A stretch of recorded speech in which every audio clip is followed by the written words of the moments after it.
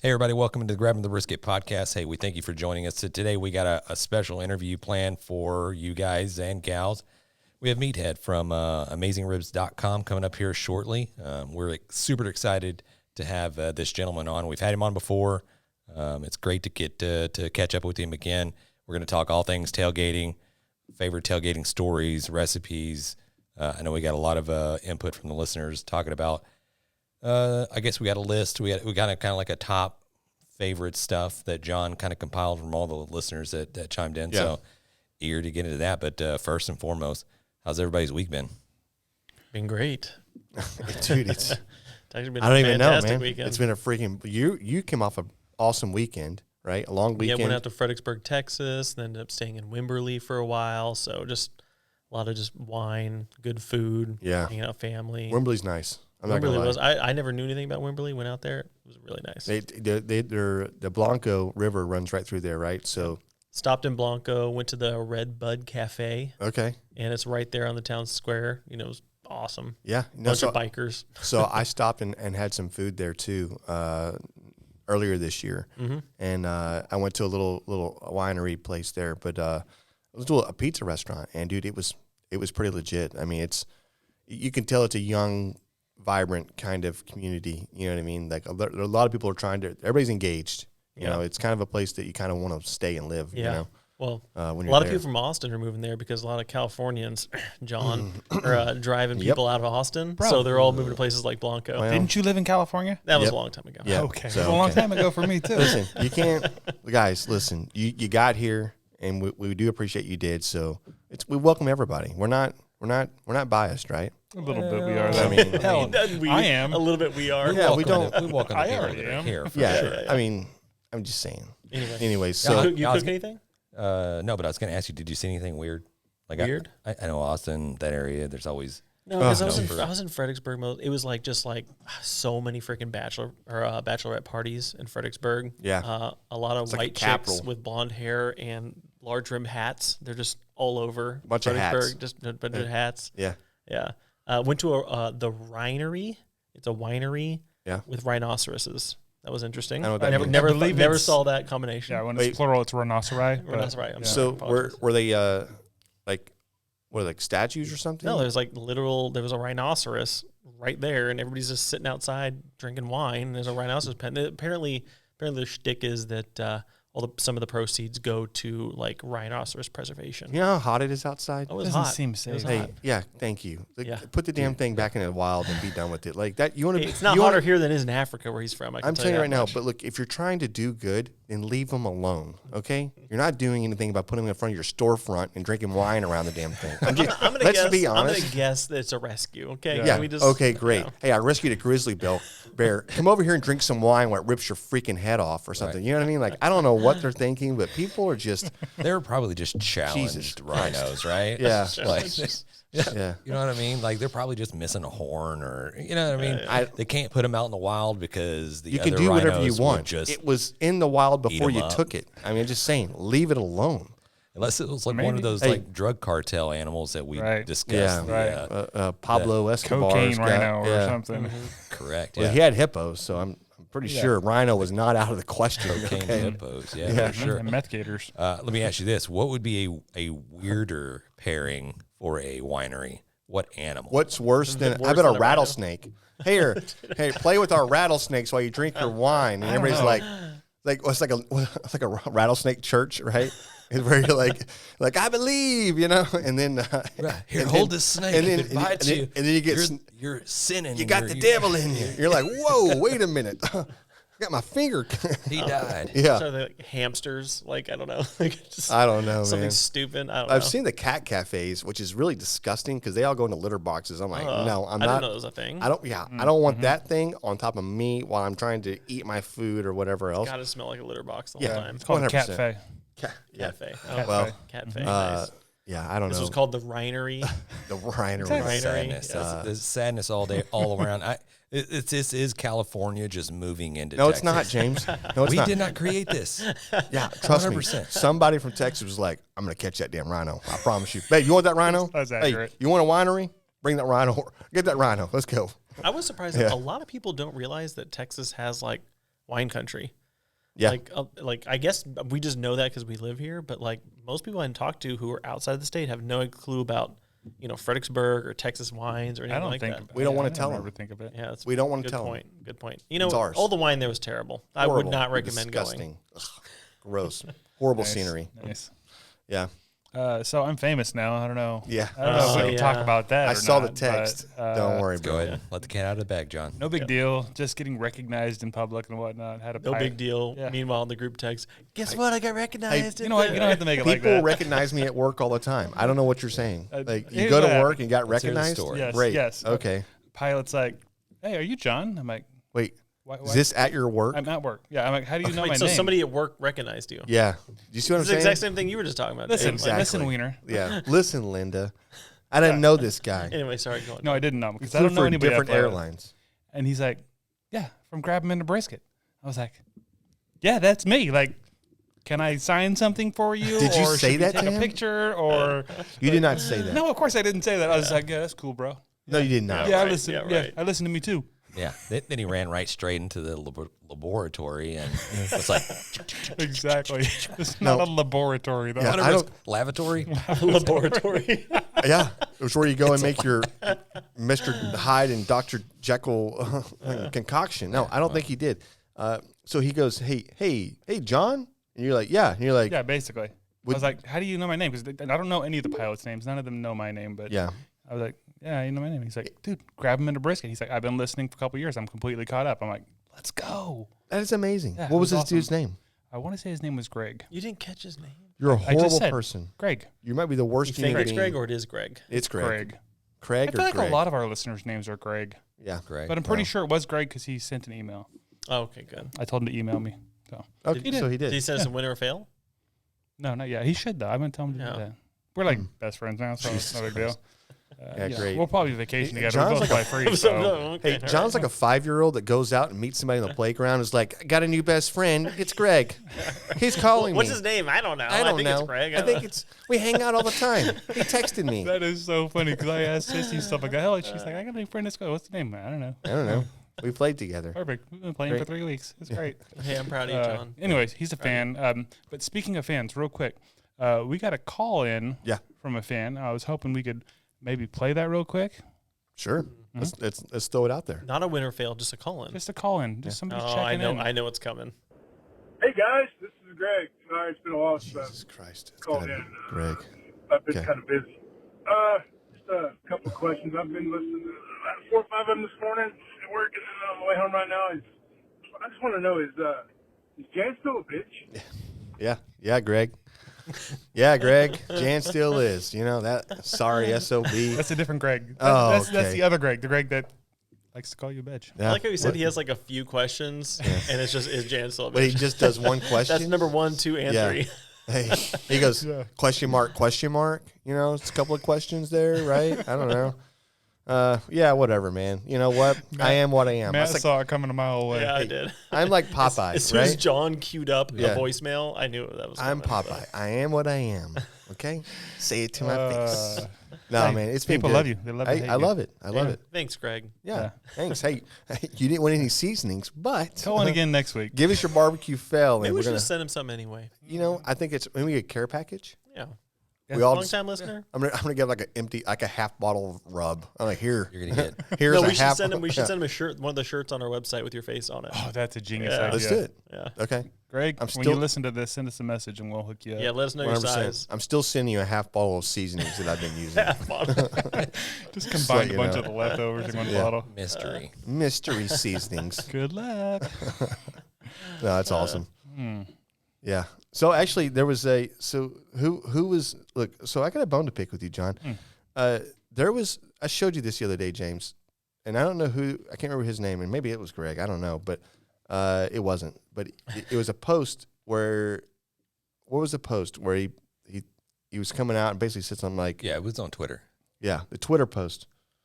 Who was that roasted Jan me? was called out being a bitch. Yeah, and it then roasted me on the thing, and then you. grabbing the brisket said, Grab not John, not first of all, not John, which should have came from John, but grabbing the brisket basically put out a meme or GIF or GIF or whatever you call the damn thing, and it was like basically like Correct. agreeing with Oh it. yeah, that's probably me. Yeah, no, 100%. I know it's you, dude. But I'm like, no, that should have came from John, not from Grab 'em and the Brisket. Yeah.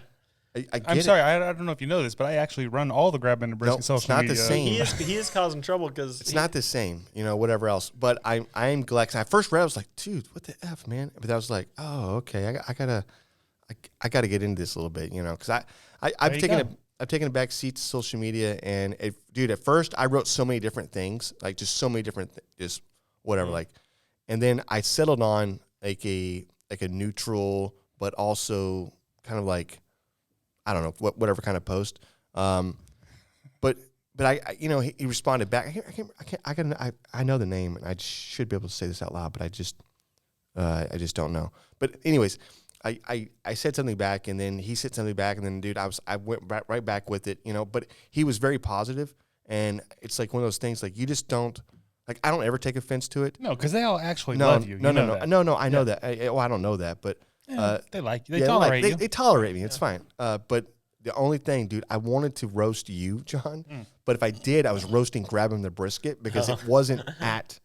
You know what I mean? Oh yeah. I'm sorry. Yeah. So kudos to you, man. Sorry. Can't even talk to you. Well, John's been causing trouble on there because he posted something. It was a hot dog, and it just had ketchup and relish. Yeah, right. And he's like, all the hot dog needs, and obviously that's wrong. Yeah. And I responded like, I was just trying to get a rise out of people. Can you do better? Only toddlers put ketchup on their hot dogs. 100%. And then I get like a 6 or 7 Twitter like response kicking me off of the podcast.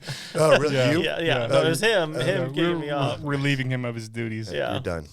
But then I found out in my rebuttal, there's an actual like hot dog and sausage association. There's a governing body of hot dogs and sausages. Yeah. And their position is that ketchup does not belong. First of all, I had no clue there's a governing body for hot dogs and sausages. But secondly, they back me up. It's mustard. Okay. It's mustard. It's mustard. It's mustard. Mustard belongs. Okay? Yeah, I like mustard. Mustard and relish is my kind of my go-to. Ketchup is for French fries. Thank you. Right. Appreciate that. For potatoes. And eggs. Potatoes. Not for eggs. Not for We're done. eggs. We're done. What's You're off the wrong with you? podcast. Yeah. Anyways. Wrap it up. So James and we ended up cooking a couple of briskets this weekend, right? Labor Day. I keep saying Memorial Day, but Labor Day weekend. We had a few briskets we put down for one for the neighbors, which I think was awesome. And it was a little 4-year-old. They had a petting zoo over at the house, and across the street. Oh yeah. Yeah, it was a cool little party they threw. Oh, did you guys get the money for my tree getting cut down? What? We're supposed to exchange the briskets for getting my tree cut down? I don't know what you're talking about. Wow. Okay. Continue. Never mind.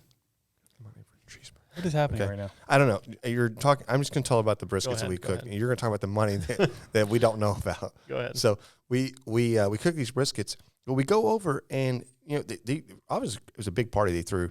James had a little idea, and he's like, we've got some few things packaged up at the house, and so one of the things that I can't remember the guy's name. We probably don't want to say his name anymore. Yeah, He probably lives not. next to us. Anyways, didn't have a grill in the Daniel. backyard. Daniel. That's what James does. Daniel. He doesn't own a grill. Yeah, didn't have a grill. So we brought over. James had a birthday gift for the kid. We brought over a grill for him. Everybody in the place just stared at us. Wait, you brought him a grill? Yeah, We got him a Weber. and Weber. What kind of Weber? Just doesn't matter. Just regular Weber. Yeah, Like a 18-inch or a 22? like 18. Yeah. 18-inch. Yeah. Is it custom or anything? Nope. No? Nope. Okay. Just checking. No, just a normal. But listen, I think that's what you have to do, right? You've got to get in your neighborhood, and you got to figure out who's not doing it and make them do it, right? Make them get on. Like they could fall into drugs or something. You know what I mean? They could fall off and go into like horrible depressions. They need Right. They need to have this community of barbecue in their life, and the fact that we were able to recognize and save another soul, I feel so positive about this. If you don't start smoking meat, you'll start smoking meth. Or Them's the That's rolls. our next shirt. That's our next shirt. yeah, you're gonna smoke something. Might as well be brisket. Yeah. So, So- we carried this giant just platter of brisket inside the house, not knowing anybody a soul except for the couple family that lives there, the family. And we're like, oh, brisket's here. And you drop it off, and there's people like just We're all just staring. Who's and the just people like, carrying guys. food in? there's hot dogs and then there's brisket. They're like, hot dogs for the kids. And then some guy was like, came up and made a comment. He's like, oh, okay, there's the brisket. Yeah, we got a small brisket outside. I'm like, wait, there's another brisket? No, he was making a joke. He was talking about the tiny cow that was outside in the petting zoo. Yeah, I was it's like, a little baby cow. I got you. I got you. There it is. That's awesome. It was good. Anyways, I felt good giving away the present and giving the brisket to them and whatever else. And then I guess they came over that night. At that point, I don't really remember a lot of that. I do know they come over and they talked, whatever. They loved it. Enjoyed the brisket. It went good. It went fast. Awesome. And then James and I got together on Monday, and we did brisket tacos Hell yeah. for the family. They were amazing. Hey, did anybody at the party ask for barbecue sauce? We didn't. You just didn't bring any over. We would have. Good. We would have grabbed. Nobody asked. We though. would have grabbed the That means- brisket. Okay, so it was a good brisket. We would have grabbed the brisket. Okay. Yeah, okay. Walked away. Okay. We would have grabbed the brisket, and we would have been like, You got any barbecue? You just walk We off. exited, and "That's how you get no brisket." Okay. Yeah. So all in all, it was a good weekend for Labor Day festivities and the barbecue. I mean, Yeah. word. So we have to take a break to maybe pay some bills. Is that where we're at right now? I think we need to go ahead and bring our guest in, and then we'll. Oh, is that where? Yeah. Okay. Oh, so they're in. Okay. So we've got Meathead Goldwyn coming in. Hello. How's it going, brother? How are you? Man, I am sitting here admiring your cave there. Golly, that looks like the place to hang out and drink beer. I got a glass of wine, so I'm kind of There it is. on that one. Cheers, brother. Cheers. Cheers. So are we live or are we just prepping? No, we are live. We're ready to go. That's great. Yeah. Hot dogs, guys. Now, I'm in Chicago, and it's against the law here in Chicago to put ketchup on a hot dog. I would imagine that. Were you Yeah. just listening to us right now? Because Yeah. we just had a Yeah, conversation. He can hear us. Yeah, he's listening. And I got to tell you, I wrote a whole article on this subject on AmazingRibs.com, my website. Long article. I mean, we've got Clint Eastwood ranting about nobody puts ketchup on a hot dog. Yeah. And you mentioned the Hot Dog Association. I have a videotape of them talking about this. No ketchup on a hot dog. No. I need a link so I can send it to I'll tell John. you why. I wrote this article, and it's a rant on why you don't put ketchup on a hot dog. And you can, if you have any sensibility, you can tell my tongue is deeply embedded in my cheek, and I'm having fun with this. Well, I got to tell you, I have learned out why no ketchup on a hot dog. Because it destroys your sense of humor.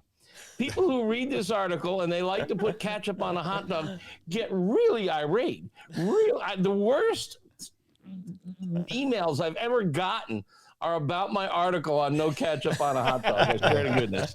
That's awesome. I love it's that's controversy. You know what I mean? That's what you need. It destroys your sense of humor. Yeah. Take a joke a little bit. God. Tell me about grabbing by the brisket. I mean, is this some sort of sex abuse of cattle or what is it? Right. Yeah. I mean, we're in Texas. I mean, it's a thing. Yeah. It's consensual. Yeah. It is consensual. No, I don't. I actually don't. This wasn't my naming, right? I didn't come up with this. And Matt, you didn't come up with this. This is something that James and John, or was it just you, James? It's mostly James. This was from. it was something that I kicked around. Actually, this was probably the second name that we came up with. The first name, I think, was Getting Lost in the Sauce. And we thought it was perfect. Then me and John did the research, and there was already a podcast out there that was already named that. I'm like, okay, well, I guess I'm not as creative as I thought I was. So I was like, we were listening around. There's a rap song by the Digital Underground where there's a phrase in there where it says, "Grab 'em by the biscuit." Which would be the booty. Because there's another Right. famous grab 'em phrase out there. Right. Yeah, A lot of no. people, Yeah. That's Some right. blonde-haired guy said it, I think. Right. He did. We He did, get yeah. that a lot, and orange some people fella. think that that's where it came from, and so we get a lot of dirty looks. We get a lot of like, thumbs ups over it. But yeah, we sound straight. Okay, it came from this '90s rap band, early '90s that we all kind of listened to, and I know everybody that listens probably heard the song. I'm kind of late to this party here. How long you guys been at this? Because I was listening in, and you guys are having fun. I'd like to be at that table. Yes, 100%. Yeah, we started a few minutes early. We kind of talked about our day. I think we've been at it for about maybe 30 minutes. No, how long in general. Oh shit! Yeah, you're all over the place. Yeah. So probably for the podcast itself, probably 2.5, 3 years or so of just whatever. Competition team wise, we've probably been competing as a group in some nature of this probably for the last probably 6 years or At so, least, yeah, 7 years. And then James and I, and everybody here on the table, we were all neighbors at one point, right? And then James and I, we're twins here, so we competing now probably close to 20 years. I mean, just on and off with different teams and ourselves and whatever. So it's been a cool ride. But I think what really sparked this was it was the garage, hanging out on a Friday night with all your neighbors. We're grilling. We're always cooking something, and somebody's like, man, we should, obviously alcohol's in play, but we should record this. We should do something. And then everybody wants to hear what we're talking about. Yeah, right? And nobody, we're so dumb, right? Just to be honest. But but we kind of did it, and then we got involved with the NBBQA and just meandering through this whole process. Where are you based? It's been amazing. We're in Pearland, Texas. Just south of Houston. Oh, so you are in Texas. Okay. We are. Yep. So, yeah. So, what have you been up to, man? So we saw you in everything, but we saw you in at the last event was in Fort Worth at the NBBQA event. That was my first time meeting you. I cannot tell you, it was such an honor. And I was afraid to ask if you even wanted to step on the microphone and get on the podcast a little bit, and you did. And I was so nervous. Gracious, but, dude, it was awesome, man. I mean, I think you can tell. I like talking barbecue. 100%, right? 100%. I'm not shy, and it was fun meeting you guys down in Texas, and you impressed me with your setup. A lot of these video logs and vlogs and podcasts, and it's just a guy with a microphone. You guys are pretty polished and professional. I'm impressed. Well, thank you. That's the first time we heard that. Yeah, I'll take it. We have never heard that before. We fold one. Yeah. Holy moly. All right, I got to ask you. See, you're supposed to be interviewing me, but I'm interviewing you. Let's guys. go. Yeah. You're a competition team. And I heard you talking about brisket, and one of you was critiquing, not criticizing. That's right. Yeah. The other guy is brisket. Are you guys not separating flat and point? On a comp, we typically. Not usually. It depends. No. It depends. No, every once in a no. while. So there's been a few that we've done. It was fine, but typically we do not. We just shape them down very small, and we'll try to serve a little bit of the flat and the point together when we turn in. But it's very that's kind of our. I mean, personally, I separate them now. Yeah. Now, I don't compete, but it's just like dark meat and white meat on a turkey. They cook at different rates. Yep. The point and the flat, and you've got like a chicken breast. It's tear shaped, pear shaped. So the determining factor in any cooking is thickness. So it's really thick at one end, thin at another end, and then you've got one muscle that's really fatty and another muscle that's really lean. And then you got grain going in all different kinds of direction. And then in between these muscles, you got this thick layer of fat that nobody wants to eat. Yep. But if you cut through it and you pick it up and squeeze it, it gives you a nice juicy look. Mm-hmm. That's right. You go on social media and you can't go 5 minutes without somebody squeezing their brisket. It's like Mr. Whipple and the paper and the toilet paper. Yeah. Oh yeah. No, and that's something that I totally agree with you, because the further you go back on that flat right there, you dive right into the point, and that point becomes bigger and bigger and bigger, right? Mm-hmm. And that flat will get smaller. So there's that perfect moment, I think, when we're trying to slice, that I look for is I want the flat to be prevalent, but I don't mind a little sliver of that point coming through. And I think it just looks so good. Well, but that little 4 or 5 inches where the point overlaps the flat. Yeah. Say that 5 times, especially when you're drinking. And you cut through that and you get a thin layer of fat, which people will eat. Those thick layers of fat that are further back. Yeah. I know one guy, a very good brisket cook, who digs most of it out, but he still leaves the 2 muscles attached. Yep. I like to separate them. I like to strip the fat off as much as possible. Maybe leave a 1/4 inch because people will eat a little. That'll shrink down to 1/8 of an inch, and people will eat that. Leave on the big fat cap. Nobody's eating that. Plus, I want my rub on the meat, not on the fat. That's right. And if you got a thick fat cap, people are going to cut it off, and there goes all the rub. But I've been cooking them separately for a while. And then you have the total freedom if you're going to do burn ends out of the point. Although I got to tell you, I've had fun. Not as good as burn ends out of the point are absolutely the best. But I've made burn ends out of the flat because the flat is the lesser of the 2 cuts for me. So, burn ends, you're really, they're swimming in fat, they're swimming in sauce, you're doing everything under the sun to them. Yep. Why do it to the really good cut, the point? So, but nothing. I mean, burn ends from the point are just fantastic. They are. But in any case, if you haven't played with it lately, I recommend you try splitting a point from a flat. And your listeners who are perhaps brisket fans, give it a try. I mean, don't wait until a competition to do it. Do it a couple of times at home, and maybe do them side by side. Comparison taste, and see what you think. I like the freedom of separate. And boy, you get really nice flat slices too, because you got smoke ring all around. That's right. Yep. Yeah. Yep. Let me ask you, let me jump in there. Let me ask while we're on the subject of brisket. So one of my pet peeves, and I say pet peeve, one of my I see all over social media and the use of is the beef tallow and how they use beef tallow. And you have these influencers that just put out there and talking about this is the only way to make a tender brisket or a juicy brisket is to render down your beef tallow. And that's a hot trend now. Yeah. But there's no doubt that it has some effect on heat transfer and the surface of the meat.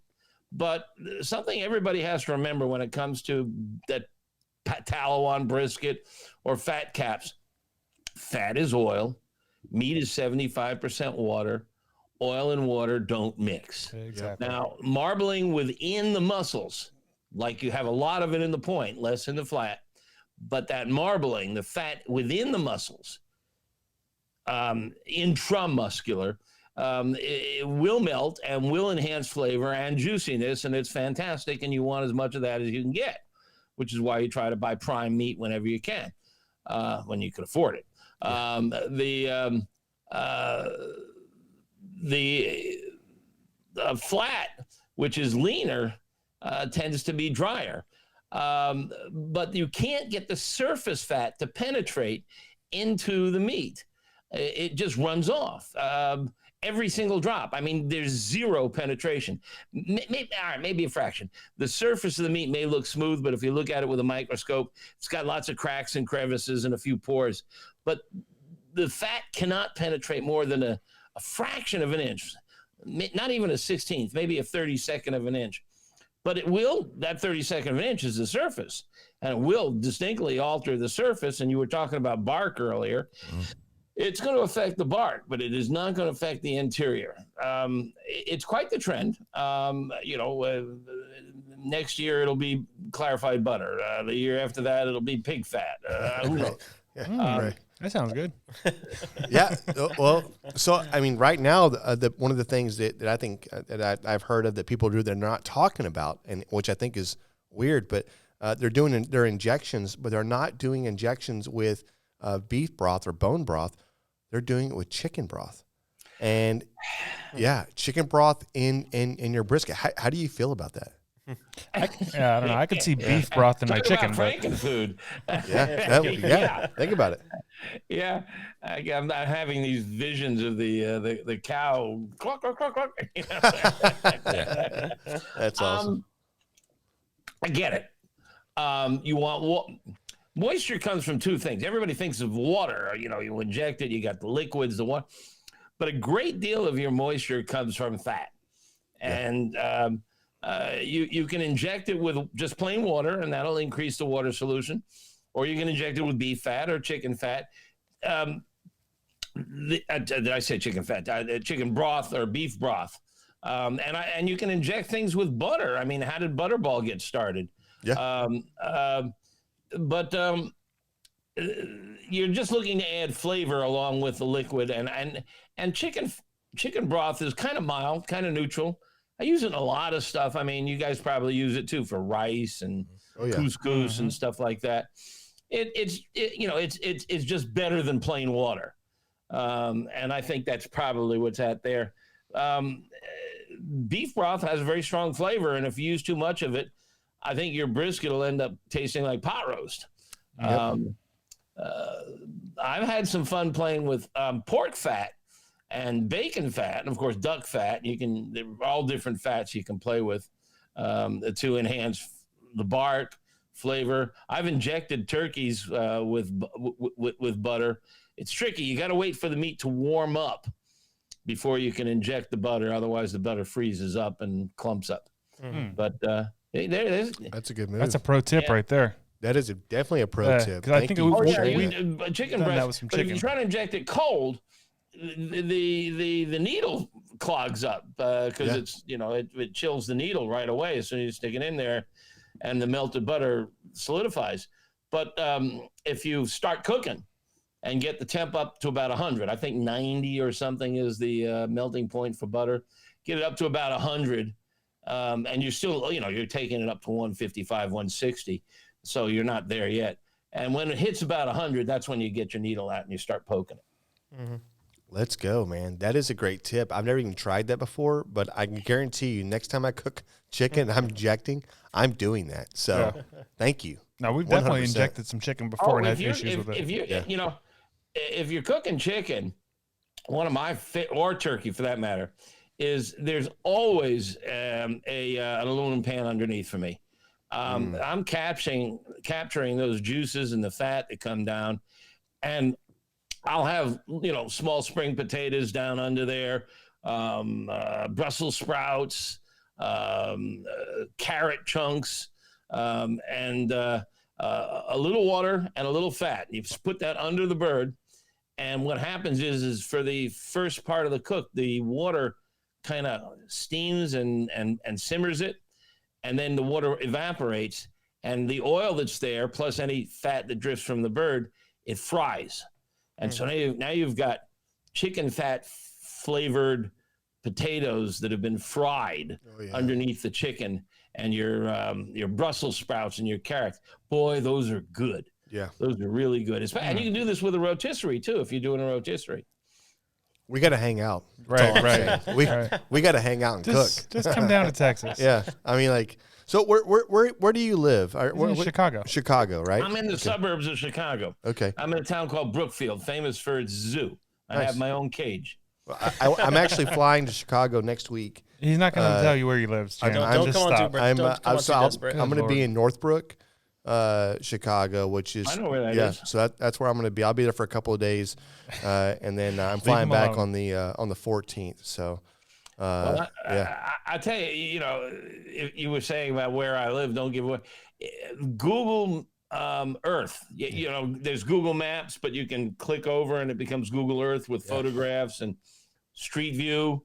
So you go down the street and you can see what in any case, the Street View version of my house, I'm on a corner. They drove past my backyard. I'm in there standing at my grill. Nice. I love it. I am in Google Earth at my grill. As you should be. Yeah. It's like everybody's dream. It's every barbecuer's dream is to catch Google Earth while they're doing their best. You know what I mean? That's awesome. We should look at your house, James. I bet somebody's peeing in a bush. Yeah, I'm probably doing something stupid. Not good. You're not. Yeah. Well, hey, as we're recording this right now, is the first NFL game of the season. That's right. I know. So I often do a live broadcast myself on Thursday. Just Facebook and YouTube last Thursday of the month. And just today, I sent the email out to my social media gal and said, "Let's move it to Wednesday. I want to watch football on Thursday. I don't want to be doing broadcasts on Thursday." Well, I know. So we were going to talk about some tailgating foods and everything. And I know I was on AmazingRibs.com today looking, and you have an article, or it's more like a list there of a whole bunch of different tailgating, all kinds of things. So I did a checklist because I go tailgating, and I forget stuff. Especially the older I get, I forget stuff. And so I just did a checklist so that every time we head for the game, out comes the checklist, and I can just start scratching off everything I need, piling it on the kitchen table, and hauling it out to the car. And so there is a really good checklist, and it's been well tested on AmazingRibs.com. Yep. And then we have a whole bunch of recipes that we think will be fun. You know, there's two ways to approach it. You really don't want to be doing things like ribs and brisket at a tailgate. They take too long. So you can do that stuff in advance and just reheat it at the tailgate. And there's a lot of stuff you can do at home, like you can make scrambled eggs in an omelet in a Ziploc bag. Yep. And just shake it up and bring it to the game. And then if you've got a flat top or a griddle, just dump it out. You don't have to break eggs and schlep eggs to the game, which is always hazardous. So that's one approach. Do a lot of the work at home and just come down and heat it or warm it or finish it. The other approach is to cook from scratch down there. And if you're going to cook from scratch, you got to pick stuff that's going to cook fairly quickly. Yep. You were talking about hot dogs before. I have a favorite thing I love to do for football, both tailgating and couchgating, is, you know, the old Aboriginal tribes used to have some of them had this belief that to strengthen yourself in battle against an enemy, you had to kill one and eat him. And that was devouring your enemy. Well, I mean, if you're going to play Cincinnati, then you got to eat a Cincinnati hot dog. That's it. For the game. If you're playing LA, you got to eat a Dodger dog. If you're playing Seattle and Arizona, you got to eat a Sonora dog, a Detroit coney, they call them in Detroit. Yeah, conies. Or Nathan's Coney Island dog in New York. So, you know, you put out a spread and you eat your enemy. Chicago dog. It's funny how that works, because there's no such thing as a Chicago hamburger or a Cincinnati hamburger, but there's these regional styles of hot dogs, and we like them that way, you know. What's the Texas style hot dog? I was just thinking that. What's the Dallas Cowboys?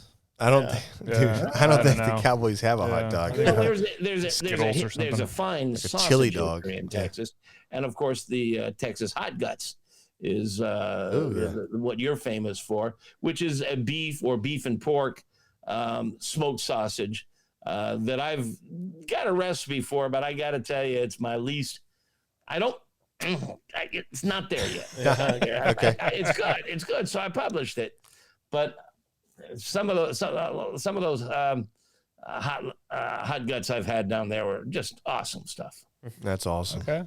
That is awesome. Heard of that. Well, so we had some people all respond to us with their. We put it out there, like what are the best game day tailgating foods. We put it out there on all of our social medias, and we got a lot of responses. Well, let's have them. I think we got, like, do you have it, John, or do you want me to? I do have the list. Go for it. Yeah, I think we got everything, right? There's a huge list, and I think number one, almost everyone said was wings. Wings. Like wings are go-to. Yeah.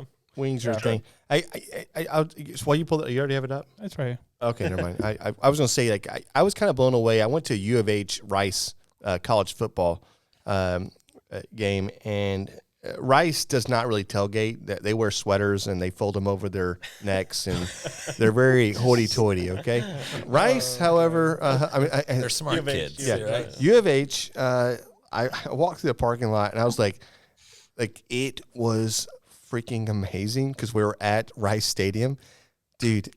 They were like frying up like 1,000 wings. I mean, there was nobody from Rice tailgating, but everybody from U of H, because we're all in the same city. It's two colleges in the same city.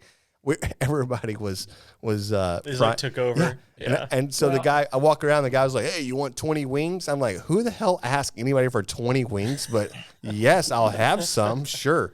I mean, that was my first time watching people fry a thing. I'm a gator. Yeah. And we are party to the world's greatest outdoor cocktail party, which is the Florida-Georgia game in Jacksonville.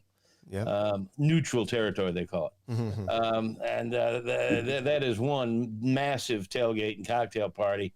But I have some interesting thoughts on wings and chicken. I mean, now, anybody in that audience there doesn't like fried chicken? Raise your hand. Does not like fried chicken. Yeah, okay. Nobody's hand went up. Yeah, everybody loves fried chicken. But we don't make it very often because it stinks up the kitchen, sets off the smoke alarm, spatters all over the counter, and then you got to sleep on the couch that night. That's right. The way to do fried chicken, now stick with me in a second because it makes sense, is on your gas grill. You get a Dutch oven with high sides. All you need is 1 inch or 2 of oil. Turn the flame on underneath the Dutch oven. Get it up to 375, 350. That's your sweet spot, 350, 375. Leave the other side off. So you've got 2 zones. And you can now fry on your gas grill. First, there's no risk of you knocking over a Dutch oven. Oh, yeah. And even if you do, the worst that's going to happen is you're going to lose a $500 gas grill. Knock over a pan of oil on your kitchen stove, and you lose that $500,000 home. That's right. So deep frying, Dutch oven, gas grill, fantastic. And you do it in batches because you can't get it all in that Dutch oven, and you don't want to fill it any higher than a couple of inches. And you pull it out, and you set it down on the indirect zone. When you close the lid, it's just staying warm over there and drip drying, and it goes right into the drip pan, the grease pan. Yep. Stays warm, stays crispy till you're all done. I mean, that's where you do your fried chicken. So if you're going to do wings, you got your choice now. You could grill them, which I love dearly, the flavor, but they're not quite as crispy as deep fried. And if you want to deep fry them on your gas grill. Oh, yeah. Oh, yeah. Can we please do that this I year? want Because we all already. get together on for Sundays, NFL. We got to fry some chicken now. Let's fry some chicken. Never ever fried chicken. I actually do fried chicken a lot. I just don't. Oh, don't here we bring it go. up for Super ours. unhealthy. Okay, Yeah. all right. No, I actually do, right? Or I whatever. about doing I it? talk about it. Yeah. But no, I actually do. And I totally agree with you because I stopped frying inside of my house. I don't really fry. I don't actually cook bacon in my house anymore. I cook bacon outside Really? because I just I don't. do it indoors. I want that smell in every corner of the I house. know. I mean, I love the smell, but it just, I don't know. I just Too messy started. for you, too I started poppy? doing it, and it's a habit now or whatever. But we've done the fried chicken outside, and I completely agree. But the smoked fried, have you tried that? Smoked fried Smoke wings. them and then fry them. Oh yeah. No. yeah. So smoke them and fry them. Yeah. It's just a quick hitter. It's like maybe about a minute in the fry. Pull them right out. It's crispy. It's smoky still, and you still get that same kind of. It's not as firm. You still get that same texture. I think is the Well, you don't have a crust on it. Yeah, But you have you have crisp, that's it. and that's fine with me. I mean, I want to crunch the skin, Yep. and the only reason to eat wings is for the skin. Yep. It's delicious. I mean, that's what we're there for. I mean, okay, yeah, the drumette and the other part they got a little bit of meat and they're nice, but we want that skin. That's what we want. Yeah. Totally agree. And so that's something we do a lot, even with turkey. Like we'll do whole turkey breast or even whole chickens. But sometimes we'll pull that skin off and we'll cook that skin separate. Holy moly, man! I remember that last. So Yeah, that good. was so good last. So time. we've done Mm-hmm. tacos out of the chicken skin. It's game changer. It's a whole different crisp. It's a whole different flavor. It's like a taco shell. We should put that out there. Let's put it out there again. It's amazing. It's good. He's pulling up on his website right now. He's Yeah, probably got an he's gonna article. show on you. that. No, I actually have something to show you. You can tell I'm drifting off here, aren't I? Oh, that's great, man. If I can do a screen share, I'd love to show you a turkey breast. Go for it. Done that way. Let's see if I can do a screen share. Where is the button? There it is. choose what to share with, select a tab to share. No, Windows, window. There we go. Can you see that turkey breast? Let's see here. Oh, hang on. 1 second. Oh, yeah. Got it. Yeah, there it is. There it is. Okay. That looks amazing. Yeah. Well, that's the photography, not the turkey. I do all my own photography. That's amazing. So, okay, we hadn't gotten into this yet, but apparently you're going to be down at the NBBQA teaching Yes. a photography class. I am. This is pretty advanced stuff, but we'll start with the food. This is a smoked breast, and you can see the slices of the breast meat. But those tan, if you can see the tan stuff, that's turkey skin. I do it just like you say. I take the turkey skin off, and I grill it or fry it, and then I crumble it like cracklings. Oh yeah, turkey cracklings, and they're mixed in here with some cranberries, which I have simmered in port wine, so they've plumped up a bit. I don't know why so we're But hungry. it's a really nice recipe. Jesus. And the photography is an interesting story. I don't know if you want to hear it, but I do all my own photography, and I'm really up my game for the new book that I'm working on, and that's what this is from. Yeah, it looks amazing. I need that That's lesson awesome. because my photography of the food I cook is pretty piss poor. Yeah, it's shitty. Well, Yeah, so listen, I that's what I love about the NBBQA. Is there's so much going on, but there's so many different events or classes to learn and to network, and I cannot wait to do this because this is something that I struggle with, and probably all of us struggle with is lighting and really trying to put to make the picture speak for itself. Right, that one picture, it really is. What is it? 1,000 words or a million words? I mean, it's amazing. There's a couple of very simple tricks. First of all, use a window light if you can, or if you're outdoors, outdoor light. Direct sunlight is terrible. Open shade is much better. And try to get your main light at somewhere between 10 o'clock and 2 o'clock.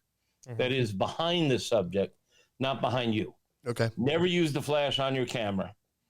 Always look for outside lighting, preferably coming from between 10 and 2. And that's and use the latest camera phone that you can get. Yep. These new camera phones, I use an iPhone. They're just brilliant. I mean, their capabilities are amazing. What I showed you a minute ago depends an awful lot on some very specialized techniques, including my lighting system and also Photoshop. But you don't have to go that crazy to get really good stuff. My last book, none of this. I didn't do any studio photography in my last book. I don't think. You're like, well, that's pretty awesome that you're actually photographing your entire stuff. Because I didn't actually know that, and I probably should have known that by just researching and whatever else. I did my master's in photography, so it was it was a natural. Did my undergraduate in journalism, my master's in photography, and I've been cooking most of my adult life. So there you go. That's Meathead, writer, photographer, cook. Well, we waited long enough. What else is on that list there you got? Okay, John? I'm going to run through this list instead of just going through everyone one by one. We're just going to run through the Some list. highlights. Anything pops off, Yeah. we'll get to it and we'll talk about it. Okay, so top 10 of what we were suggested on our social media pages. So wings #1, pulled pork sliders, queso, buffalo chicken dip, atomic buffalo turds, jalapeno poppers, beer brats, burgers, ribs, pork belly burn-ins. Well, I mean, your things like pulled pork sliders, you're going to do the pulled pork the night before, or the day before. It's very forgiving to reheat. Too. Yeah, and you're just going to probably you shouldn't shred it. Probably you should leave it as an entity, and then put it in some sort of enclosed pot or something, and simmer it just to get it back to moistness. But steam it would be better. But ribs, and you got to prepare in advance. Those are the classics. I like to do flank steak. Everybody likes eating steak, and flank steak, if you cut it properly, makes great sandwiches, maybe a good crusty loaf. I bring like a $30 hibachi. Doesn't even have a lid on it. Yeah. But it's charcoal. And I can get it good hot. I drop the grate right down on top of it. And, flank steak's rarely more than an inch thick. And the way to cook it is hot and fast. And you get a great crust and a medium rare center or the medium. And it's pretty juicy. It's lots of flavor. It's a little chewy. But if you cut it right across the grain, about a 1/4 inch thick, makes great sandwich slices that pull apart like a brisket would. And I love to do that, and everybody feels it's kind of special. And it's quick and easy, and when I'm done, the charcoals go out. I don't have to worry about them. And I'm not going to worry about anybody coming along and stealing my grill. No, right. What's your go-to seasoning on a flank steak? Well, I was a salt and pepper guy and nothing else, and it's like ketchup on hot dogs. I didn't want to ever hear about it for many, many years, until about 3 or 4 years ago, we decided we would come up with some rub recipes, and there they are, son of a gun, right on my shoulder, and see if we had any luck in selling our own rubs and sauce. And I did a red meat rub, Meathead's amazing smoked red meat seasoning and dry brine, and it's on Amazon. My wife won't let me cook a steak without it anymore. She was a salt and pepper gal too.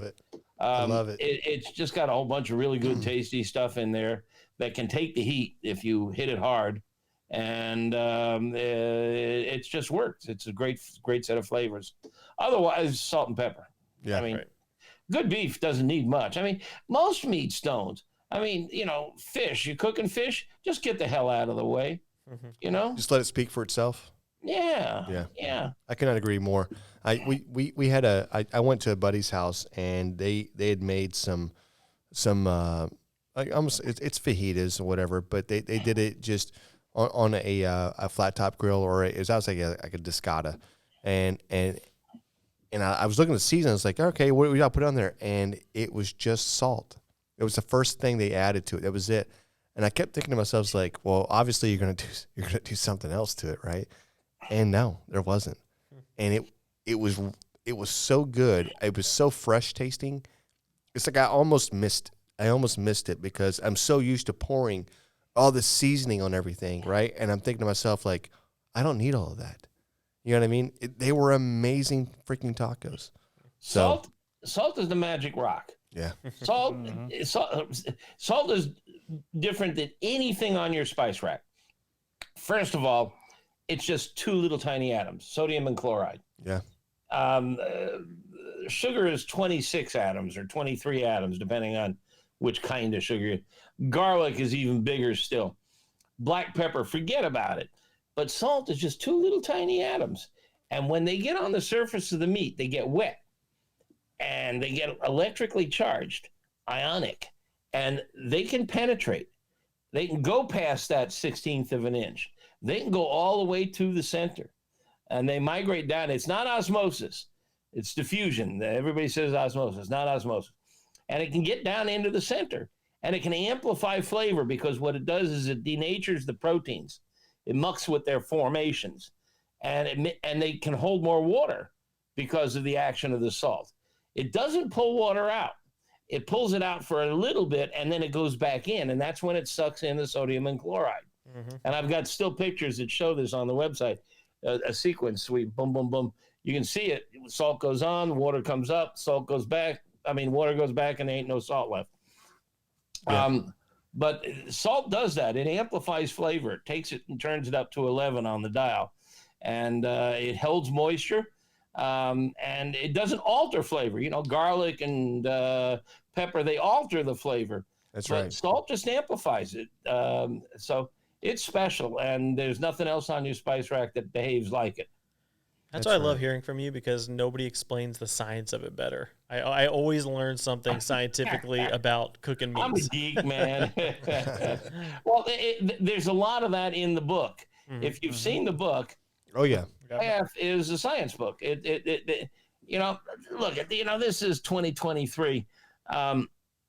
We don't want to be told, do step 1 and shut up. Do step 2 and shut up. I want to know, well, what happens if I switch brown sugar for the white sugar in step 1? Why do I got to do step 2? We want to know why. And that's what I've tried to do here in the book, is explain the whys. There's a lot of sciencey stuff, but I think I've written it plain English so you can understand it. Because, I mean, we start with what is heat? Yeah. What is smoke? What is meat? What is vegetable? And what are they, and how do they respond to heat?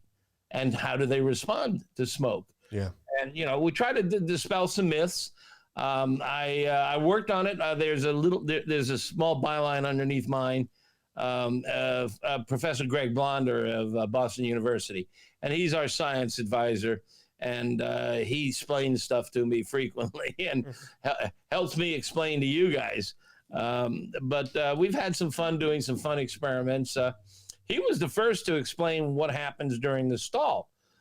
You guys are familiar with it, and presumably your audience knows about it. If they don't, the stall is what happens when you're cooking a big hunk of meat, like a pork butt or a brisket, at a relatively low temperature.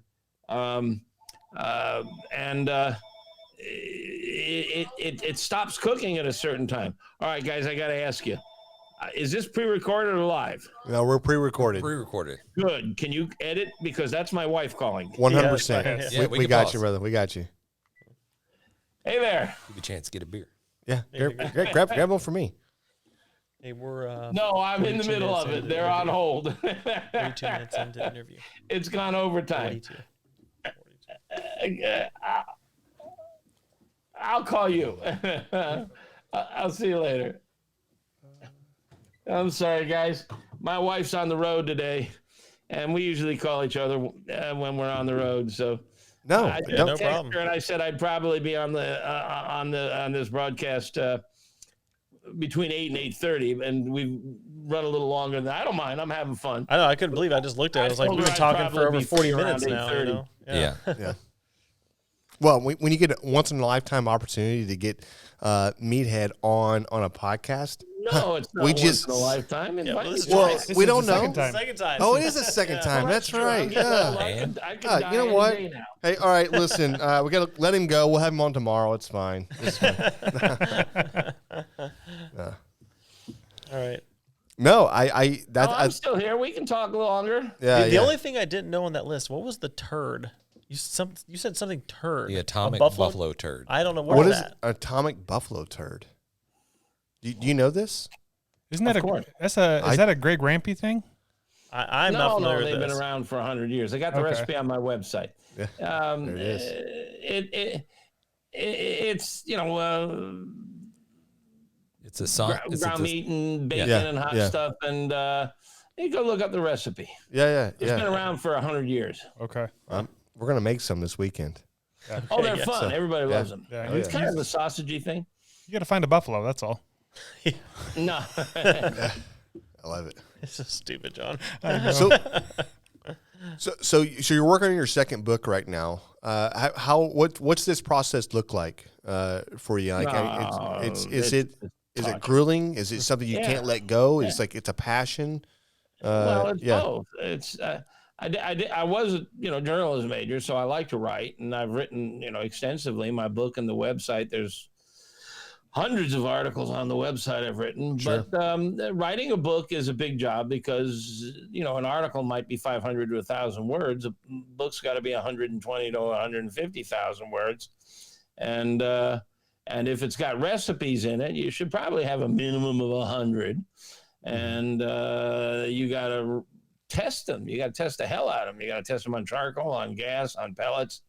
And then you got to photograph them or hire a photographer to do the photograph, which means you got to test the recipes and then you got to cook it for photography. And, and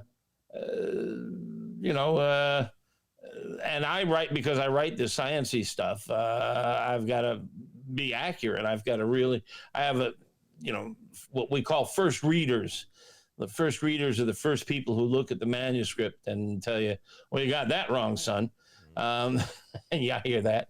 Yeah, and then So it's a lot of damn work, and that doesn't count the proposal for the book and the agent and working with the agent and then finding the publisher and refining the proposal and the contract and deadlines and advances and payments and all that whole process. It's an industry and it's a lot of work. And I admire guys like Stephen Reichlin who've written 100 books? No, 15 or so. I mean, that's yeoman's work. I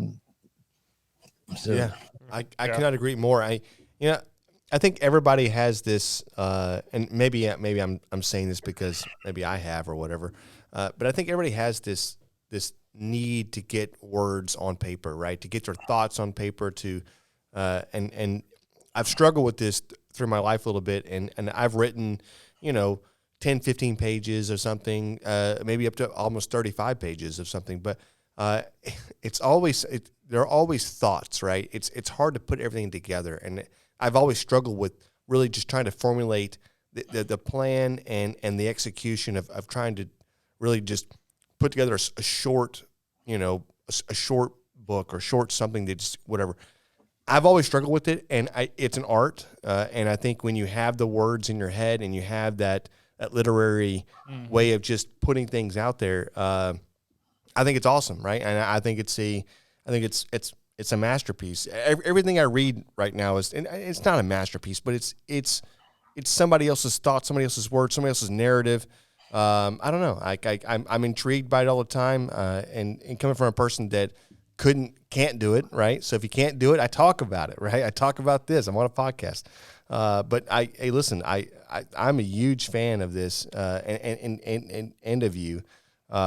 And I think it's pretty freaking awesome, to be honest with you, man. Well, if you know how to go about it, it isn't all that hard. I mean, for my books, I start with an outline. Yeah. What is it I want? What is it I want to cover? Is there a pervasive theme? This next book is called The Meathead Method, and the pervasive theme is I'm going to explain a lot of the methodology that I use. We talked about a few of them today. Yep. Frying on the grill, putting a drip pan under poultry and frying potatoes and stuff underneath that, or making gravy down there. I do that with my turkeys. So, we're talking about technique a lot, methods, the Meathead Method. That's the major direction of this book. So I start listing, I have a section on Koji.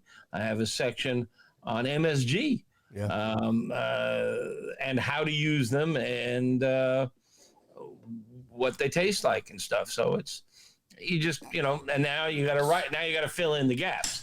Yeah. So you've got everything outlined, and then you got to shuffle everything around. No, this goes over here and this goes down here, and cut and paste, and it's a lot of cut and paste. Yeah. Oh yeah.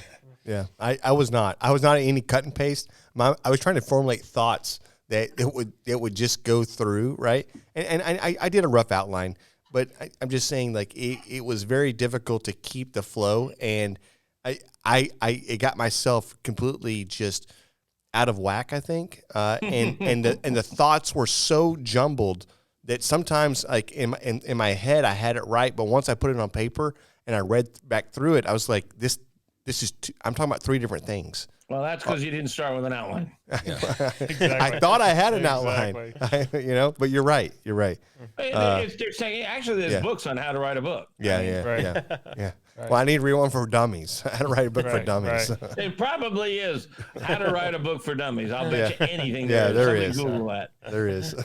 There is. I'll tell you right now, there is. I already looked at it. You guys are having this whole bullshit session, and none of you have the computer in front of you. I've never seen this or heard this. We don't. We don't want it. We don't want the distraction. We got the cell phones. We could look it up. We could whatever. But at the same time, whether we're right or wrong, it's what is it? The box, right? Schrodinger's box. Right. It's like it's neither right or wrong right now. We haven't opened the lid yet, so it's all about the conversation. Let us know if we're wrong. Right. I love that. Plus, we got Raul. He fact checks us. Yeah, he's over there making sure. Yeah. Is your mic on yet? No, he's my mic thing. Okay, so his next time he's on, his mic will be on. Because he doesn't think he's going to be on the podcast because he's producing it over here, but he's definitely going to be on the podcast.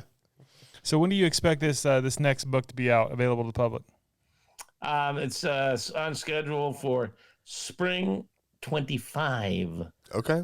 My deadline is March 24, and it takes a whole year to get through the editing, layout, design, printing, shipping. Well, they got to earn their money. Right. That's what you're talking. yeah. Yeah. And I'm sure nothing's going to happen that'll ever delay that. So Yeah. No. Well, I've been promising this. I first promised it in 21, and then I pushed it back 22, 23, 24. This is the final pushback. I actually finished it. I actually finished it in spring, but it was too big. It was enough for 2 books. And I went to the publisher and I said, "Hey, how'd you like a 2-book set? That's never been done." And they said, "Nah, marketing says no. We don't think we can sell anything that expensive." So now we put it back a year so I can cut it down to 1 book, and we'll see what happens with all the stuff I cut out. My guess is there'll be another book someday. 2026. There Awesome. it is. Yeah, that's amazing. That's awesome. God help me. That's very cool. Hey, listen, he's helping you already. What are you talking about?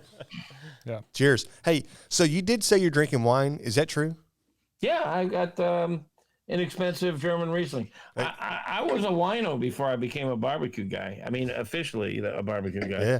Well, I just want to give a big shout out real quick, and I want to say big cheers to you. So we're going to hold our beers in the hand right here. Give me a big old, hey, cheers.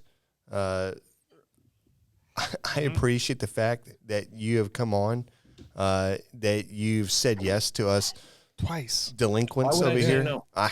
Listen, I don't know. There may be I a have no third idea. around the corner. It's Yeah, always- who it's always knows? just, "Hey, how'd you like to get to have a bull session and a few drinks?" You're like, Yeah.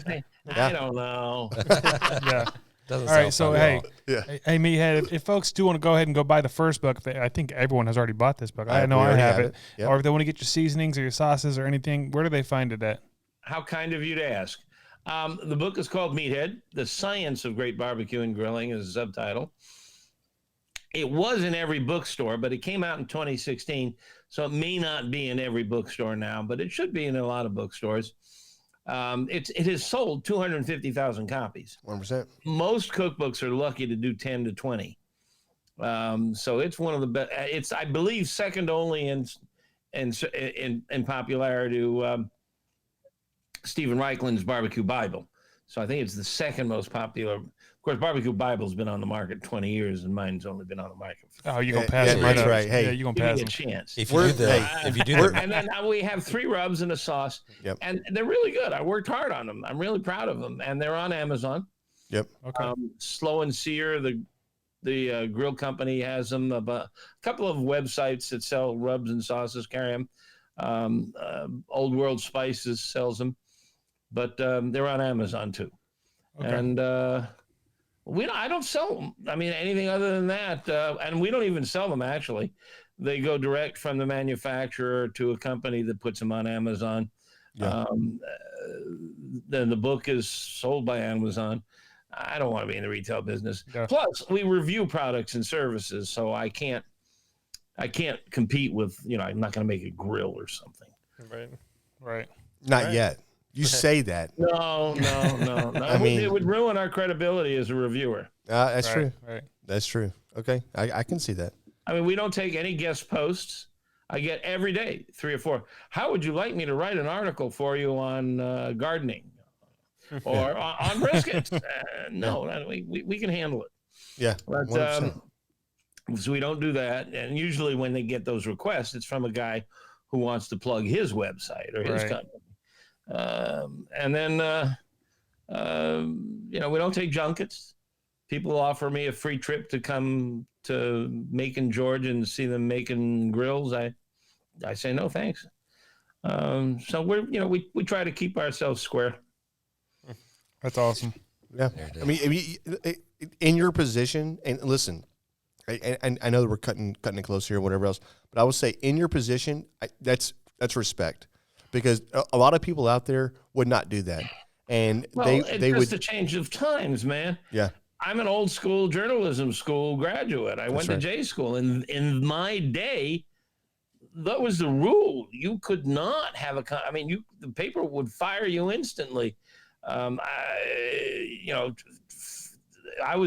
used to be the wine critic of the Washington Post and the Chicago Tribune, and wine companies in Europe would invite me, come on over, see our vineyards. You can fly on our Learjet. Couldn't do that. So we can't still do it. Still play by the old rules. Yeah. Nowadays, everybody is a spokesmodel or a spokesperson brought to you by, right. That's when you don't trust it. So I'm not of this generation. Yeah. That's respect. I'm an old war horse. Much respect for that. That's awesome. Well, Meathead, we appreciate you coming on, and we're definitely going to have to do this again. I'm at your service. Yep. We're going to put all the links down below for the listeners. If you want to find any of his stuff, it's going to be just scroll down. You're going to see it. Just scroll down. You're going to see all the stuff for Meathead. Yeah. Hey, honestly, or just Google it. If you're not showing, like, I want to see how many of our listeners have one of his books. You know what I mean? Or have a seasoning. Like, show your love a little bit, because I know we're all out there, and we're all fans. So. Yeah. Well, the seasonings and rubs, they're only like 3 years old, and we haven't really done much to push them. Every barbecue store in America has great seasonings and rubs, and every competition team. So I don't expect many people have even seen them. But the book, I wouldn't be surprised if a large percentage of your audience has it. 100%. I've got one on my nightstand. I'm not kidding. Yeah. Yeah. That'll put you to sleep. Every night I have my wife read it to me. It's fantastic. She is. It's science. Good. So, like most barbecue chefs, you can't read. Right, exactly. Right. Exactly. Exactly. It's the audio book. Yeah. I just look at the pictures. Right. Yeah. Great. All right. Hey, Meathead, we appreciate it. We wish you the best. Yeah. Good to And be with looking you forward guys. to the wish next I could time. be there around the table. Let me know when you want to continue the conversation. I'm easy. Well, although 8 o'clock Central Time is right around my bedtime nowadays. Okay. We'll make it earlier. That's next mine time. too. We're going to see you in San Antonio. Football game on in the other room. I'll see you guys. Let's go. Cheers, brother. Appreciate it, brother. Oh my God. Fantastic. Hey, can we not stop the table and just do a big cheers real quick? We Just cheers. cheers. Just Like, cheers. How Again, drunk are you? hey, Just cheers. Listen, hey guys, we just had Meathead on. yeah. It was an amazing. Yes. It's an amazing rib. Hey, he's one of the guys, right? He's one of the He's founding one of the fathers. guys. Hold on. You just cheers to us. You didn't take a sip. You put it down. That's bad luck. Thank You you. got to take 2 sips now. When you think about like the founding fathers of I'll do barbecue, it, Drew. the dozen guys, I'll whatever, he's up definitely there, do it. right? He's one up of the, there. he's one of the dudes. Yeah. I actually got a text from somebody at work. And they were like, I know you're doing the podcast tonight. Just drink a beer for me. And I was like, you got it. I'm You drinking know one I for will. everybody at This the one's for company. you. Yeah. I got Yeah. 40 people to drink for. Did you explain that you don't really drink? No, I just said I'm not a big drinker. Uh-huh. I'm not a big drinker, guys. This is what it is. But it's kind of hard to get a word in when obviously we're trying to do the interview and you're not trying to. I'm not saying geeking out or whatever, but I do remember a time early on, probably like the 2000s, and trying to search barbecue related products and tips and tricks on how to do brisket, how to do ribs. Yeah. And AmazingRibs.com He was it. was one of the websites that popped up that I visited a lot. And I honestly, I learned a lot of stuff early on in my barbecue career. So you got me on it. Correct. You're the one that got me on the website. Yeah. I mean, when he mentioned the steak thing, that was one of the articles that I read talking about steaks and salting them. And they go through this whole scientific process to show you, okay, salting them, how long do you leave it on? Then you show the process of, okay, now it's starting to pull up. It's pulling a little moisture, and all of a sudden, boom, it goes back down again. The moisture goes back in the steak, It's and the not salt's meiosis. gone. Yeah. Yeah. What did he say? Diffusion. What did he say? Diffusion. Diffusion. Fusion. Not osmosis. Did Osmosis. You say meiosis? Mitosis. I think it's a great time for a commercial break.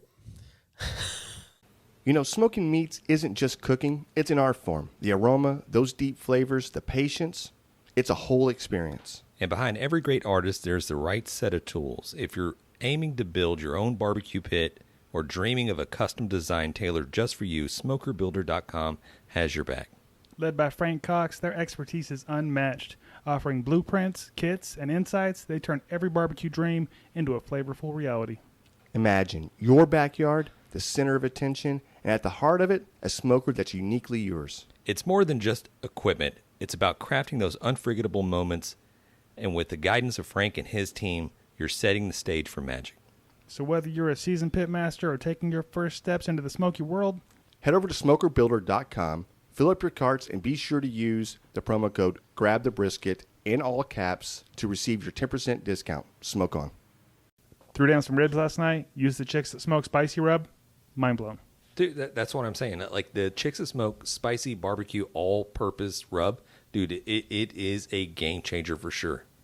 Yeah, if you folks have not given it a shot, you need to. Honestly, your barbecue will thank you.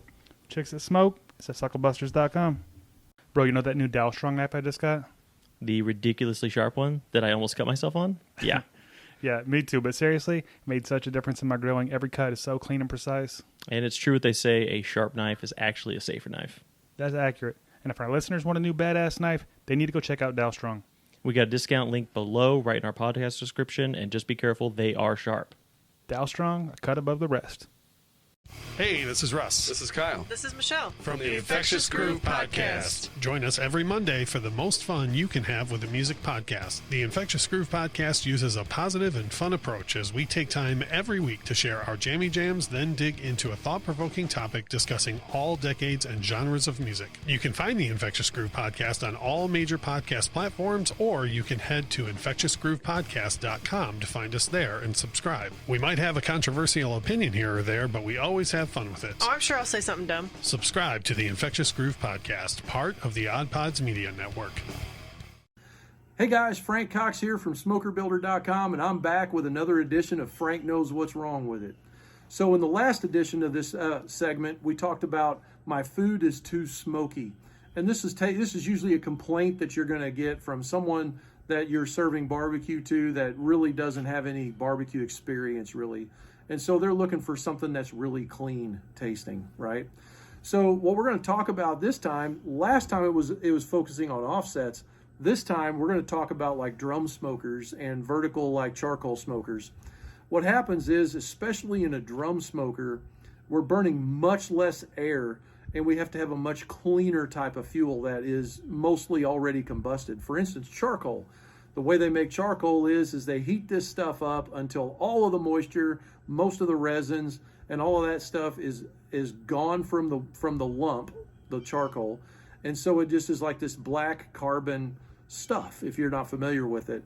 So because all of that work is already done, now we can just go straight into burning that charcoal, and it's going to have a much higher BTU content, which is beneficial in a drum smoker because we want to get a really long burn out of that.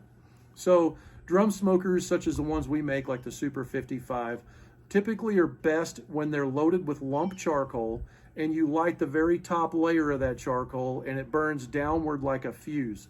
This is going to accomplish a couple of things. Not only is it going to give you a really long burn, but it's also going to give you a very clean tasting burn, not sooty, not that charcoal grilled sooty taste. The reason that it is good at preventing that is because the top layer of that charcoal basket is all on fire. So as the new charcoal light's going down, all of that smoke, that white smoldering starting smoke, has to pass through that top layer of lit charcoal, which does this thing called a reburn. Now that's really beneficial in this situation. Where people get into trouble, even if they're top lighting and using lump charcoal, is if they use wood in this situation. You can burn wood in a charcoal fueled smoker, but you have to be really careful of what kind of wood you're using, how much of it you're using, and how you put it in the charcoal bed. In this case, in a drum smoker, I recommend pieces of wood that are the shape of your finger, typically broom handle size or smaller in diameter and less than 10 inches long. And I'm going to place those pieces vertically in the charcoal bed. So in other words, the charcoal basket's typically about 9 inches deep or so is most standard charcoal baskets. And we're going to stick that down in there vertically to where as this wood is burning along with the charcoal, the smoldering wood has to pass through that lit bed of charcoal, and it's going to reburn it and give it a more complete combustion. So that works best in other smokers too that burn charcoal. You might get into one that you're putting big chunks in.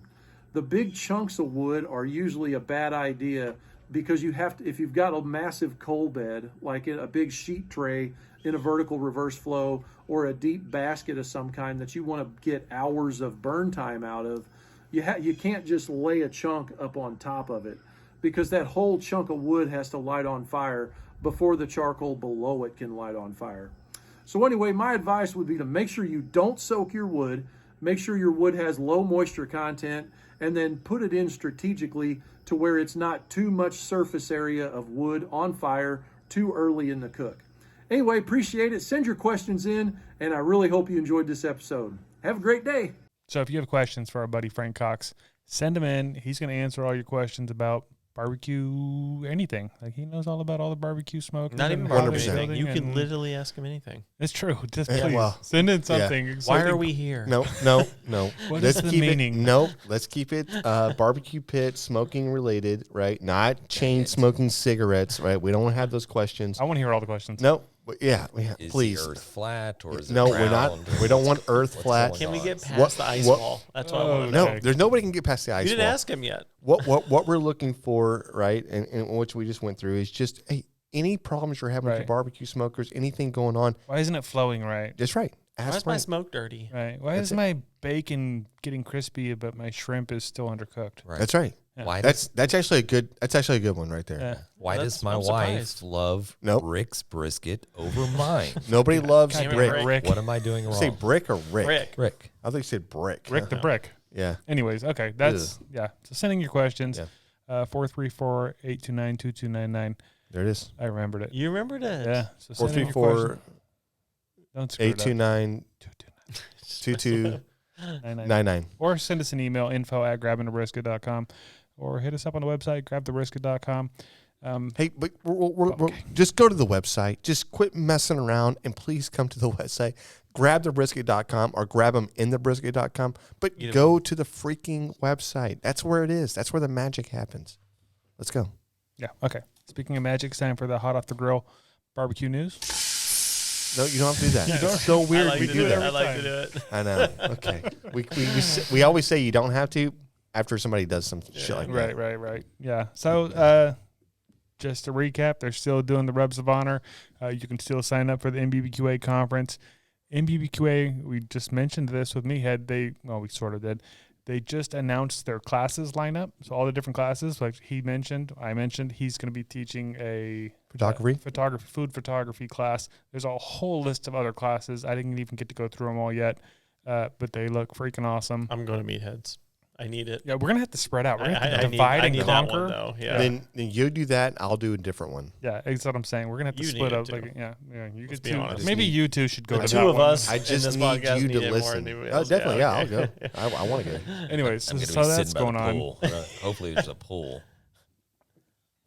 No, there's no pool, dude. What are you talking I about? tried to make this awkward. It's a vacation. No, it's not a vacation. It's a workstation, bro. Anyways, so head over to the NBBQA.com, get signed up for the conference, and then check it out. Figure out which classes you're going to take, because there's a lot of good ones. The other thing that Kel was pretty excited about, and I didn't realize it. I guess we've talked about this a lot. Texas barbecue classes, I guess, are just blowing up. Like, he's seeing them everywhere. He said, go to Google, type in Texas barbecue class, and you'll find one. They have big ones, they have little ones, they have custom ones you can do for Hundreds just of you them. and your friends. And we've mentioned a lot of them already from people we've had on the show that are doing these classes, the Phil Breedens and the Bill Purvises and the Myra Mix. And it's like everybody has a class That's at not this Texas. point. And I'm just Myra saying, Mix is everybody not has Texas, bro. everybody has a barbecue class at this point. Maybe we can throw some links down below where you guys want to try to find one to sign up for, but I guess that's huge right now, the barbecue classes. Yeah. Well, it's been huge. Well, but I guess it's huge. You want to argue with Kel? You argue with Kel. No, I think it's Kel's- been no. I really Kel- like Kel, and I don't understand No, why you're why do you coming not at him like like Kel, that. man? I What don't- is your problem? You're painting a narrative, and I never said anything about Kel. You're saying I said they've been huge. They're huger but, now. but they're getting more and more Huger? popular, and Huger. everybody is putting on their own show. You know what the question is? Which show do you go to? Who do you pick from? And that's what I'm saying.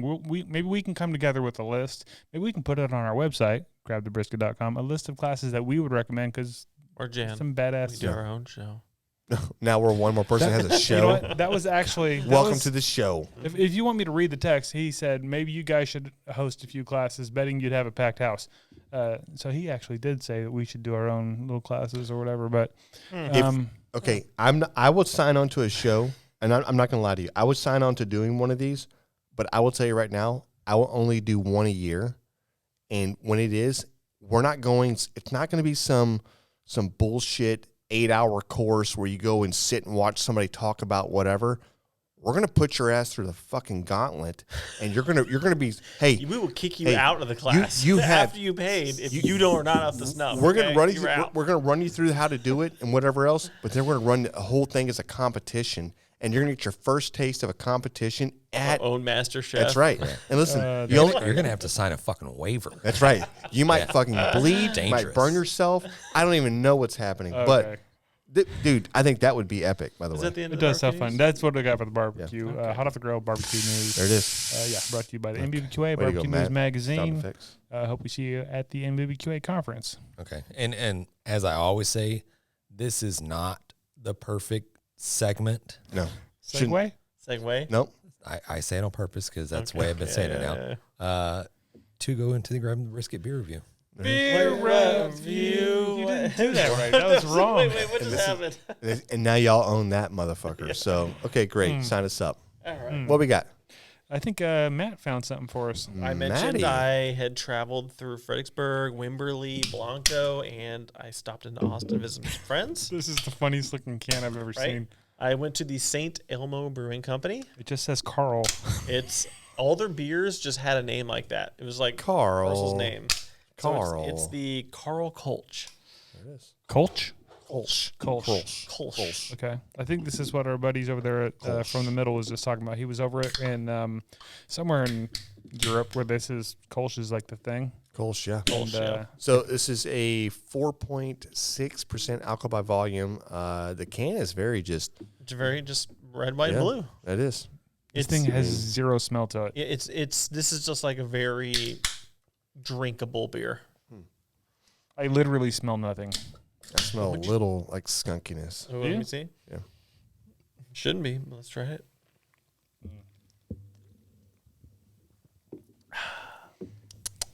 Okay. Oh, that's You get pretty that? good. You get that Kolsch bite to That's it. good. That back end. Yeah, At that's first, great. The first sip, I was like, "Oh, there might be a skunkiness," but no, No, I tasted it. It's not skunky at all. No, it's good to drink. James is like, it's skunky. Anyways, listen. Okay, this Yeah, beer. what you think? I don't want to go first. It's like it is like a little bit skunky on the front of your tongue, but It when is it gets to the skunky. back, it's like Right? it's I good. think Kolsch's are kind of just like that. I don't think Yeah. so, man. I don't know. think this is not a good beer. What is wrong with you? You're all over the place. For me, it has that Miller Lite Pilsner flavor to it. Yeah. This was the lightest beer they had at the brewery. Yeah. Well, It's not bad. I mean, it's good. We need a wee heavier one. Than Well. I think.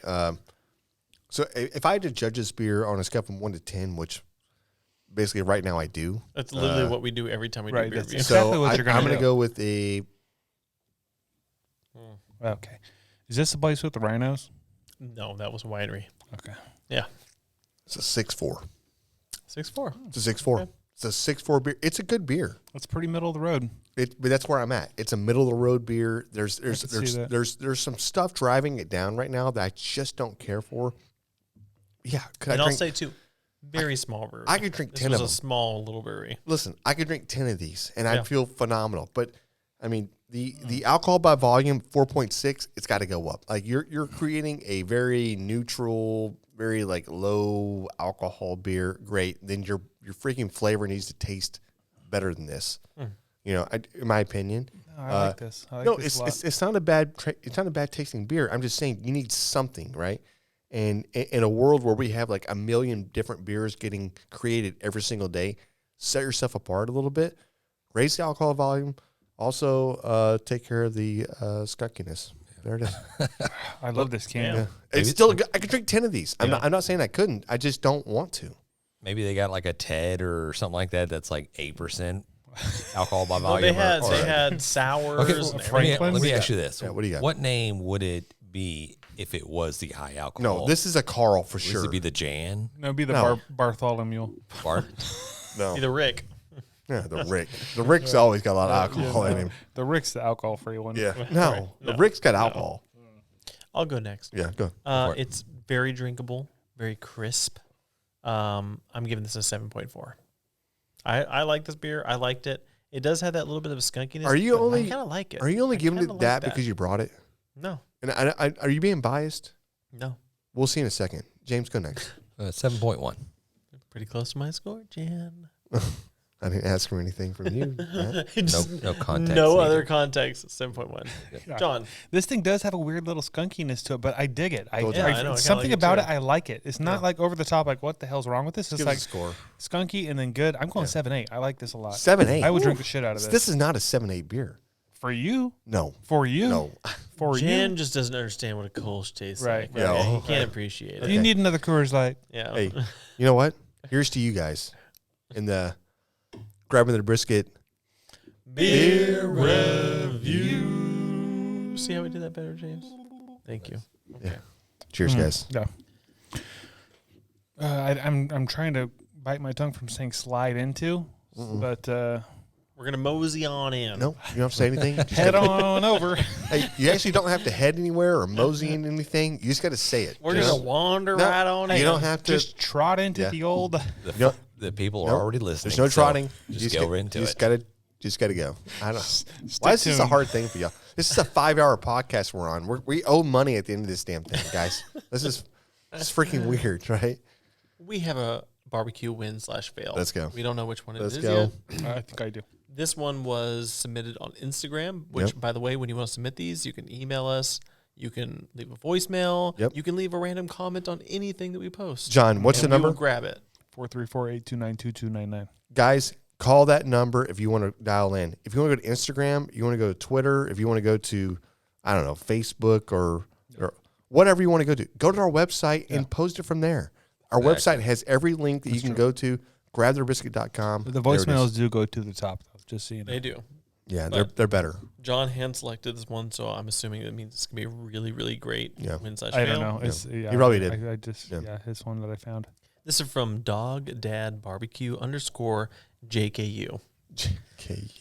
Last Labor Day, I was cooking jalapeno poppers in a vertical smoker. The pan ran out of after. What? Help me out there. No, the Because ran I had- out of water.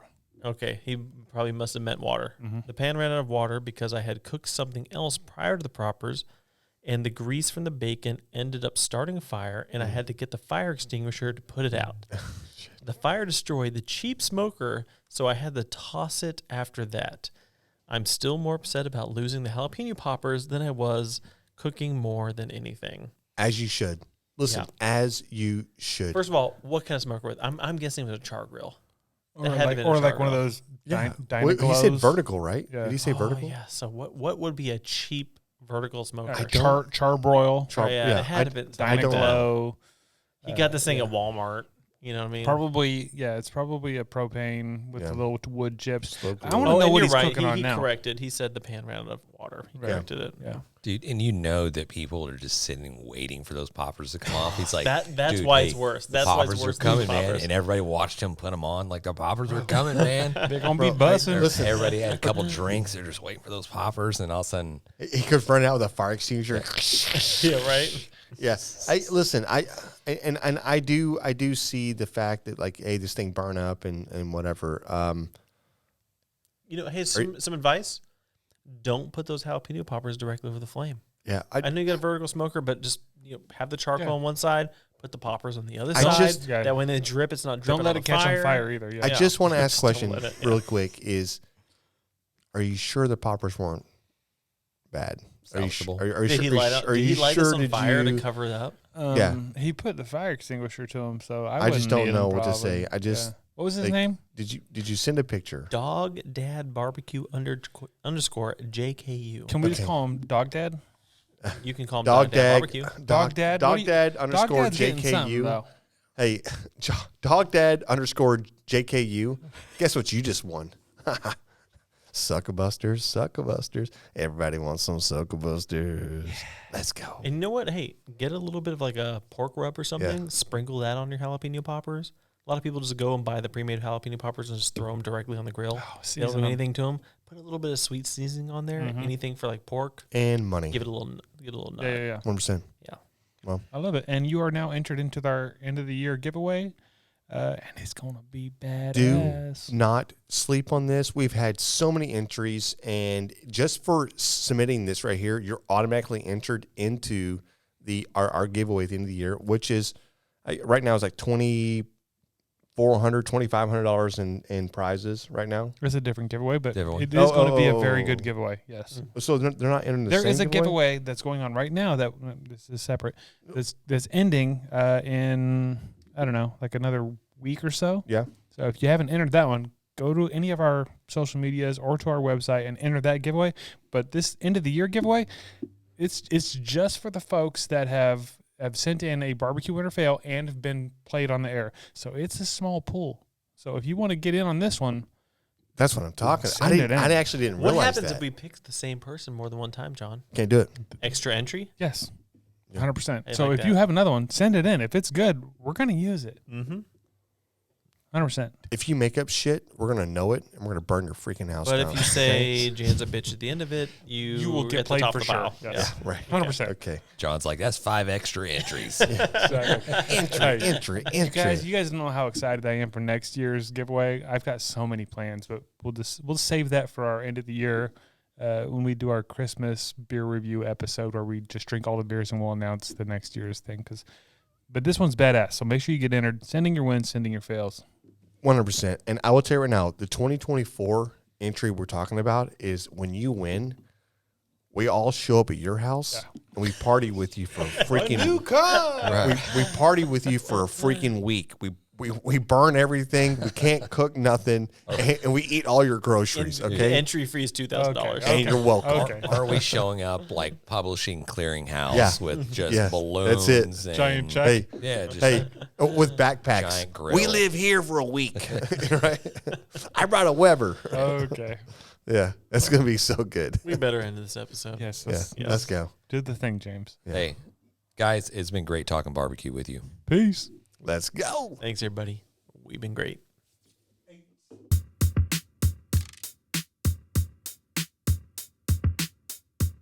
As we close out, big thanks to SmokerBuilder.com and the NBBQA for their unwavering support. Absolutely. And cheers to Barbecue News Magazine, Sucklebusters, and Dalstrong Knives for their contributions. And you know YETI always has our back, and CoolieNation ensures our drinks stay perfectly cold.